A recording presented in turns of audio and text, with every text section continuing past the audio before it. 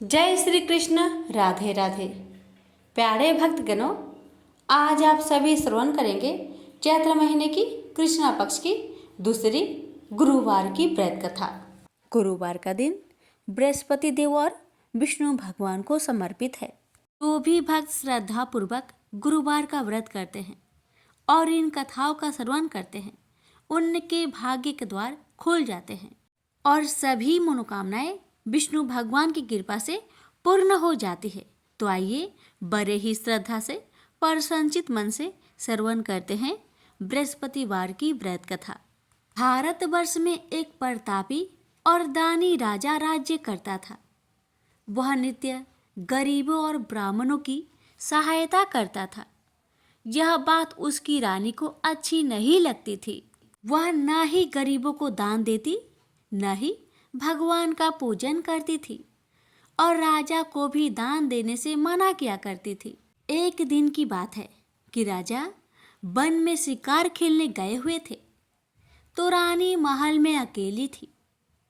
उसी समय बृहस्पति देव भगवान साधु भेष में राजा के महल में भिक्षा लेने के लिए गए और भिक्षा मांगी।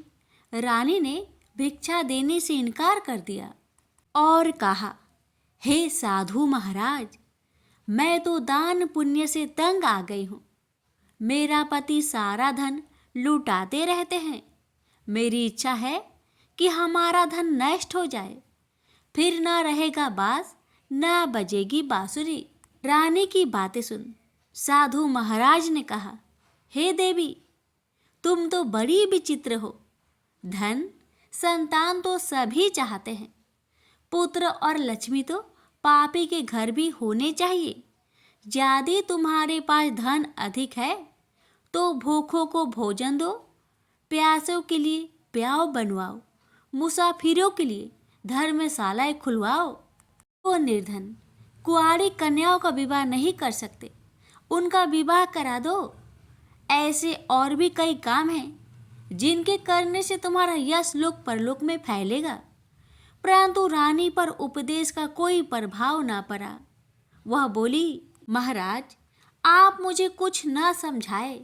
मैं ऐसा धन नहीं चाहती जो हर जगह बांटती फिरूं। साधु ने उत्तर दिया, यदि तुम्हारी ऐसी इच्छा है तो तथास्तु। तुम ऐसा करना कि बृहस्पतिवार को घर लीपकर पीली मिट्टी से अपना सिर धोकर स्नान करना, भट्टी चढ़ाकर कपड़े धोना। ऐसा करने से आपका सारा धन नष्ट हो जाएगा। इतना कहकर वह साधु महाराज वहां से आलोप हो गए। साधु के अनुसार कई बातों को पूरा करते हुए रानी को केवल 3 बृहस्पतिवार ही बीते थे कि उसकी समस्त धन संपत्ति नष्ट हो गई। भोजन के लिए राजा का परिवार तरसने लगा।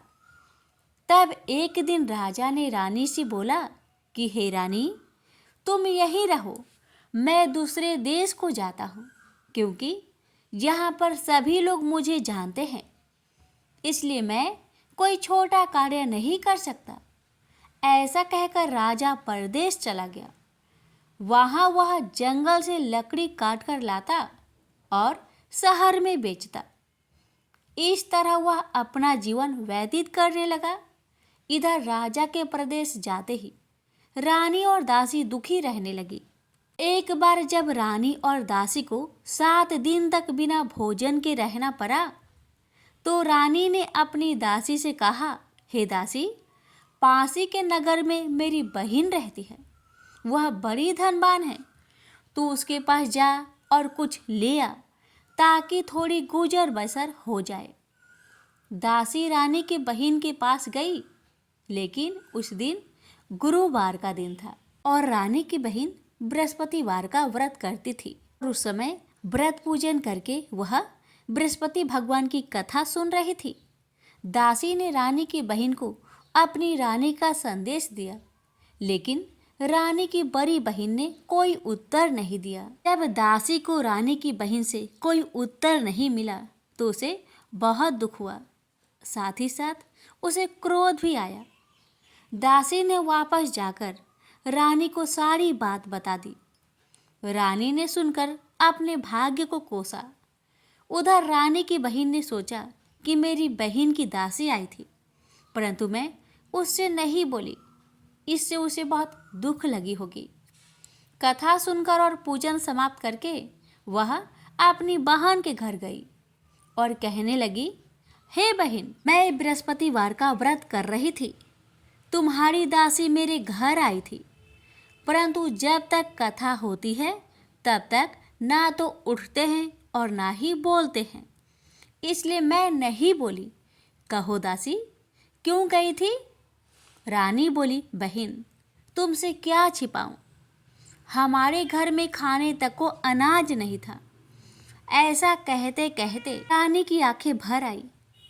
उसने दासी समेत पिछले 7 दिनों से भूखे रहने तक की बात अपनी बहन को विस्तार पूर्वक बताई। रानी की बहन बोली, देखो बहन, भगवान बृहस्पति देव सबकी मनोकामना को पूर्ण करते हैं। देखो, शायद तुम्हारे घर में अनाज रखा हो। पहले तो रानी को विश्वास नहीं हुआ, पर बहन के आग्रह करने पर उसने अपनी दासी को अंदर भेजा तो उसे सचमुच अनाज से भरा हुआ एक घड़ा मिल गया। यह देखकर दासी को बड़ी हैरानी हुई। दासी ने रानी से कहा, हे रानी, जब आपको भोजन नहीं मिलता तो हम क्या करते हैं? व्रत ही तो करते हैं। इसलिए क्यों ना इनसे व्रत और कथा की विधि पूछ ली जाए, ताकि हम भी व्रत कर सके। तब रानी ने अपनी बहन से बृहस्पतिवार के व्रत के बारे में पूछा। उसकी बहन ने बताया, बृहस्पतिवार के दिन व्रत में चने की दाल और मुनक्का से विष्णु भगवान का केले की जड़ में पूजन करे तथा दीपक जलाए, व्रत कथा सुने और पीला भोजन ही करे। इससे बृहस्पति देव प्रसन्न होते हैं। व्रत और पूजन विधि बताकर रानी की बहन अपने घर को लौट गई। 7 दिन के बाद जब गुरुवार आया तो रानी और दासी ने व्रत रखा। घुड़सार में जाकर चना और गुड़ लेकर आई। फिर उससे केले की जड़ तथा विष्णु भगवान का पूजन किया। अब पीला भोजन कहाँ से आए, इस बात को लेकर दोनों बहुत दुखी थे। चूँकि उन्होंने व्रत रखा था, इसलिए बृहस्पति देव उनसे प्रसन्न थे। इसलिए वे एक साधारण व्यक्ति का रूप धारण करके 2 थालों में सुंदर पीला भोजन दासी को दे गए। भोजन पाकर दासी प्रसन्न हुई और फिर रानी के साथ मिलकर भोजन ग्रहण किया। उसके बाद वे सभी गुरुवार का व्रत और पूजन करने लगे। बृहस्पति भगवान की कृपा से उनके पास फिर से धन संपत्ति आ गई, परंतु रानी फिर से पहले की तरह आलस्य करने लगी। तब दासी बोली, देखो रानी, तुम पहले भी इस प्रकार आलस्य करती थी। तुम्हें धन रखने में कष्ट होता था, इस कारण सभी धन नष्ट हो गया, और अब जब भगवान बृहस्पति की कृपा से धन मिला है तो तुम्हें फिर आलस्य होता है। रानी को समझाते हुए दासी कहती है कि बड़ी मुसीबतों के बाद हमने यह धन पाया है, इसलिए हमें दान पुण्य करना चाहिए, भूखे मनुष्य को भोजन कराना चाहिए और धन को शुभ कार्यों में खर्च करना चाहिए, जिससे तुम्हारे कुल का यश बढ़ेगा, स्वर्ग की प्राप्ति होगी और पितर प्रसन्न होंगे। दासी की बात मानकर रानी अपना धन शुभ कार्यों में खर्च करने लगी, जिससे पूरे नगर में उसका यश फैलने लगा। बृहस्पतिवार व्रत कथा के बाद श्रद्धा के साथ आरती की जानी चाहिए। इसके बाद प्रसाद बांटकर उसे ग्रहण करना चाहिए। एक दिन राजा दुखी होकर जंगल में एक पेड़ के नीचे आसन जमाकर बैठ गया। वह अपनी दशा को याद करके व्याकुल होने लगा। बृहस्पतिवार का दिन था। एकाएक उसने देखा कि निर्जन वन में एक साधु प्रकट हुए। साधु भेष में स्वयं भगवान बृहस्पति थे। लकड़हारे के सामने आकर बोले, हे लकड़हारे, सुनसान जंगल में तू चिंतामग्न क्यों बैठा है? लकड़हारे ने दोनों हाथ जोड़कर प्रणाम किया और उत्तर दिया, हे महात्मा जी, आप सब कुछ जानते हैं, मैं क्या कहूँ। यह कहकर रोने लगा और साधु को अपनी आत्मकथा सुनाई। महात्मा जी ने कहा, तुम्हारी स्त्री ने बृहस्पति के दिन बृहस्पति भगवान का निरादर किया था, जिसके कारण रुष्ट होकर उन्होंने तुम्हारी यह दशा कर दी। अब तुम चिंता को दूर करके मेरे कहने पर चलो तो तुम्हारे सब कष्ट दूर हो जाएंगे और भगवान पहले से भी अधिक संपत्ति देंगे। तुम बृहस्पति के दिन कथा किया करो। 2 पैसे के चने मुनक्का लाकर उसका प्रसाद बनाओ और शुद्ध जल से लोटे में शक्कर मिलाकर अमृत तैयार करो। कथा के पश्चात अपने सारे परिवार और सुनने वाले प्रेमियों में अमृत व प्रसाद बांटकर आप भी ग्रहण करो। ऐसा करने से भगवान तुम्हारी सब मनोकामनाएं पूरी करेंगे। साधु के ऐसे वचन सुनकर लकड़हारा बोला, हे प्रभु, मुझे लकड़ी बेचकर इतना पैसा नहीं मिलता जिससे भोजन के उपरांत कुछ बचा सकूं। मैंने रात्रि में अपनी स्त्री को व्याकुल देखा है। मेरे पास कुछ भी नहीं जिससे मैं उसकी खबर मंगा सकूं। साधु ने कहा, हे लकड़हारे, तुम किसी बात की चिंता मत करो। बृहस्पति के दिन तुम रोजाना की तरह लकड़ियां लेकर शहर को जाओ। तुमको रोज से दुगुना धन प्राप्त होगा, जिससे तुम भली भांति भोजन कर लोगे तथा बृहस्पति देव की पूजा का सामान भी आ जाएगा। इतना कहकर साधु महाराज अंतर्ध्यान हो गए। धीरे धीरे समय व्यतीत होने पर फिर वही बृहस्पतिवार का दिन आया। लकड़हारा जंगल से लकड़ी काटकर किसी शहर में बेचने गया। उसे उस दिन और दिन से अधिक पैसा मिला। राजा ने चना गुड़ आदि लाकर गुरुवार का व्रत किया। उस दिन से उसके सभी कलेश दूर हो गए, परंतु जब दोबारा गुरुवार का दिन आया तो बृहस्पतिवार का व्रत करना भूल गया। इस कारण बृहस्पति भगवान नाराज हो गए। उस दिन उस नगर के राजा ने विशाल यज्ञ का आयोजन किया तथा शहर में यह घोषणा करा दी कि कोई भी मनुष्य अपने घर में भोजन न बनाए, न आग जलाए। समस्त जनता मेरे यहाँ भोजन करने आए। इस आज्ञा को जो न मानेगा उसे फांसी की सजा दी जाएगी। इस तरह की घोषणा संपूर्ण नगर में करवा दी गई।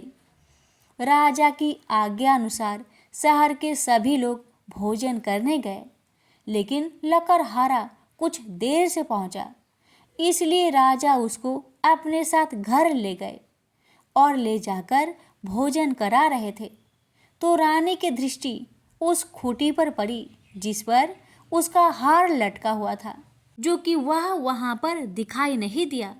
रानी ने निश्चय किया कि मेरा हार इस मनुष्य ने चुरा लिया है।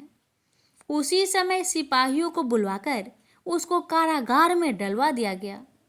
जब लकड़हारा कारागार में पड़ गया और बहुत दुखी होकर विचार करने लगा कि न जाने कौन से पूर्व जन्म के कर्म से मुझे यह दुख प्राप्त हुआ है, और उसी साधु को याद करने लगा जो कि जंगल में मिला था। उसी समय तत्काल बृहस्पति देव साधु के रूप में प्रकट हुए और उसकी दशा को देखकर कहने लगे, अरे मूर्ख, तूने बृहस्पति देव की कथा नहीं करी, इस कारण तुझे दुख प्राप्त हुआ है।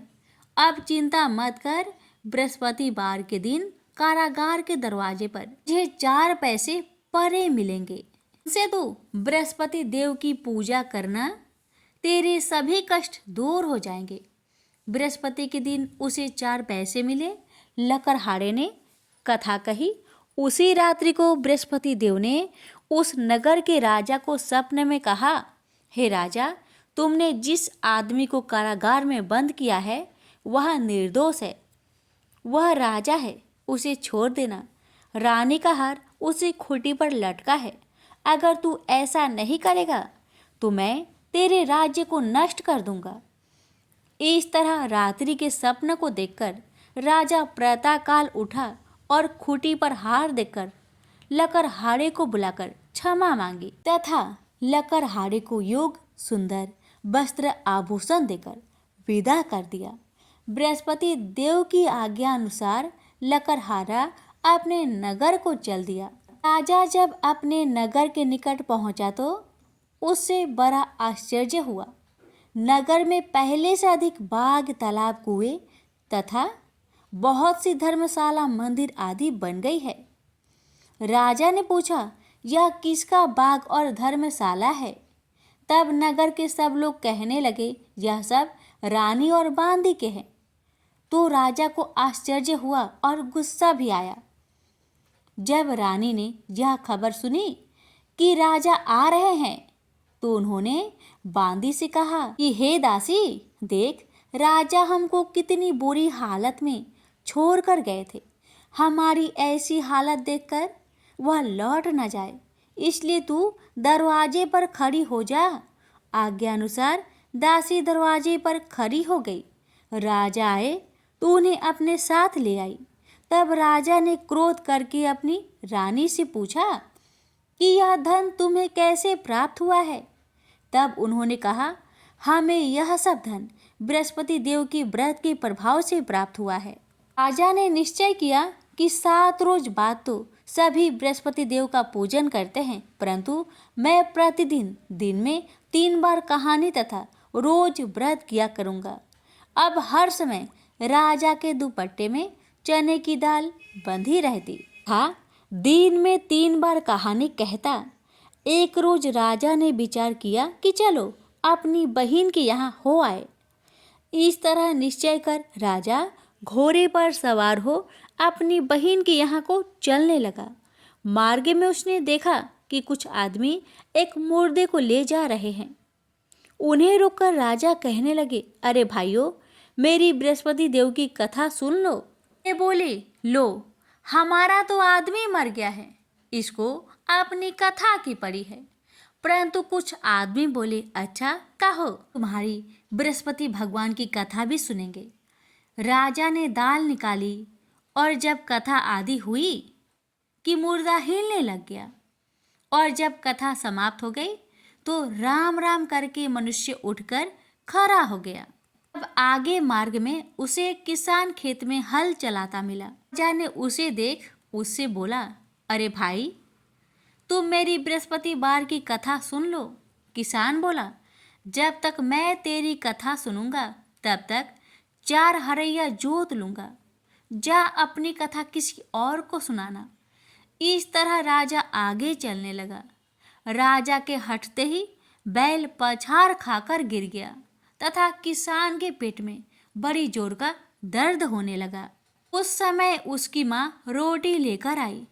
उसने जब यह देखा तो अपने पुत्र से सब हाल पूछा और बेटे ने भी सभी हाल कह दिया। तो बुढ़िया दौड़ी दौड़ी उस घुड़सार के पास गई और उससे बोली कि मैं तेरी कथा सुनूंगी, तू अपनी कथा मेरे खेत पर चलकर ही करना। राजा ने बुधिया के खेत पर जाकर कथा कही, जिसके सुनते ही वह बैल उठ खड़ा हुआ तथा किसान के पेट का दर्द भी बंद हो गया। राजा अपनी बहन के घर पहुंचा। बहन ने भाई की खूब मेहमानी की। दूसरे रोज प्रातःकाल राजा जागा तो वह देखने लगा कि सब लोग भोजन कर रहे हैं। राजा ने अपनी बहन से कहा, ऐसा कोई मनुष्य है जिसने भोजन नहीं किया हो? मेरी बृहस्पति वार की कथा सुन ले। बहन बोली, हे भैया, यह देश ऐसा ही है कि पहले यहाँ के लोग भोजन करते हैं, बाद में अन्य काम करते हैं। अगर कोई पड़ोस में हो तो देखाऊं। वह ऐसा कहकर देखने चली गई, परंतु उसे कोई ऐसा व्यक्ति नहीं मिला जिसने भोजन न किया हो। अतः वह एक कुमार के घर गई जिसका लड़का बीमार था। उसे मालूम हुआ कि उनके यहाँ 3 रोज से किसी ने भोजन नहीं किया है। रानी ने अपने भाई की कथा सुनने के लिए कुम्हार से कहा। वह तैयार हो गया। राजा ने जाकर बृहस्पति वार की कथा कही, जिसको सुनकर उसका लड़का ठीक हो गया। अब तो राजा की प्रशंसा होने लगी। एक रोज राजा ने अपनी बहन से कहा कि हे बहन, हम अपने घर को जाएंगे, तुम भी तैयार हो जाओ। राजा की बहन ने अपनी सास से कहा। तो सास ने कहा, हाँ चली जाओ, परंतु अपने लड़के को मत ले जाना, क्योंकि तेरे भाई के तो कोई औलाद ही नहीं है। बहन ने अपने भैया से कहा, हे भैया, मैं तो चलूंगी, पर कोई बालक यहाँ से नहीं जाएगा। राजा बोला, जब कोई बालक नहीं चलेगा तब तुम ही क्या करोगी आके। बड़ी दुखी मन से राजा अपने नगर को लौट आया। राजा ने अपनी रानी से कहा, हम निर्वंशी हैं, हमारा मुंह देखने का धर्म नहीं है और कुछ भोजन आदि नहीं किया। रानी बोली, हे प्रभु, बृहस्पति देव ने हमें सब कुछ दिया है, वह हमें औलाद अवश्य देंगे। उसी रात को बृहस्पति देव ने राजा से सपने में कहा, हे राजा, उठ, सभी सोच त्याग दे, तेरी रानी गर्भ से है। राजा यह बात सुनकर बहुत प्रसन्न हुआ और 9वें महीने में रानी के गर्भ से एक सुंदर पुत्र पैदा हुआ। तब राजा बोला, हे रानी, स्त्री बिना भोजन के रह सकती है, पर बिना कहे नहीं रह सकती।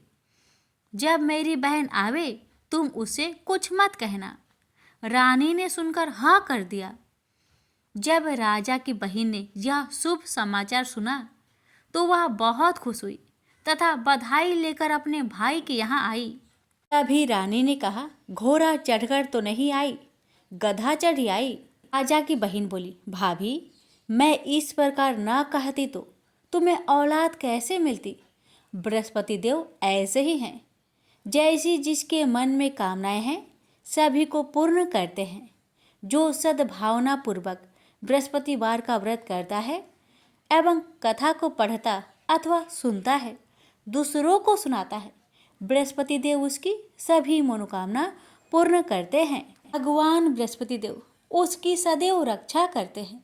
संसार में जो मनुष्य सद्भावना से भगवान जी का पूजन व्रत सच्चे हृदय से करते हैं, उनकी सभी मनोकामनाएं पूर्ण करते हैं।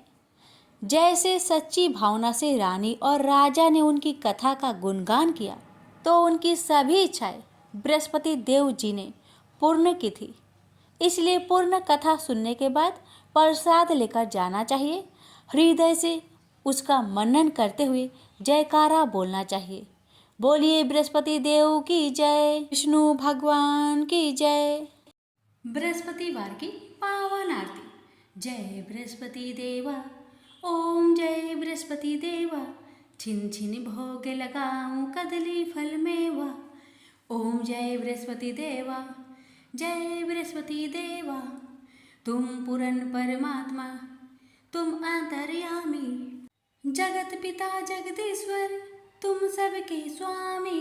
ओम जय बृहस्पति देवा, जय बृहस्पति देवा, चरणामृत निज निर्मल, सब पातक हरता, सकल मनोरथ दायक, कृपा करो भरता। ओम जय बृहस्पति देवा, जय बृहस्पति देवा। तन मन धन अर्पण कर जो जन शरण परे, प्रभु प्रकट तब होकर आकर द्वार खरे। ओम जय बृहस्पति देवा, जय बृहस्पति देवा, दीन दयाल दयानिधि, भक्तन हितकारी, पाप दोष सब हरता, भव बंधन हारी। ओम जय बृहस्पति देवा, जय बृहस्पति देवा, सकल मनोरथे दायके, सब संचय हारो, विषय विकार मिटाओ, संतन सुखकारी। ओम जय बृहस्पति देवा, जय बृहस्पति देवा, जो कोई आरती तेरी प्रेम सहित गावे, जेठानंद आनंद कर सो निश्चय पावे। ओम जय बृहस्पति देवा, जय बृहस्पति देवा, प्रेम से बोलिए बृहस्पति भगवान की जय।